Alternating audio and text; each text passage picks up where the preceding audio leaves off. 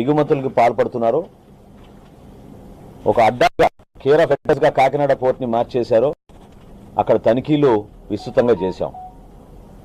ఇప్పుడు వరకు మేము చేసిన తనిఖీల్లో 35,404 మెట్రిక్ టన్నులు సీజ్ చేయడం జరిగింది. ఈ 35,404 మెట్రిక్ టన్నులు సీజ్ చేసినప్పుడు సుమారుగా చూచాయిగా 159 కోట్ల రూపాయలు దాని విలువ. ఇది బహుశా ఇది ఏ రాష్ట్రంలోనూ ఈ విధంగా జరిగి ఉండదు. ఈ ఫుడ్ మాఫియాని మాత్రం మనం ఎట్టి పరిస్థితుల్లో కూడా ఉపేక్షించే సందర్భం రాకూడదు.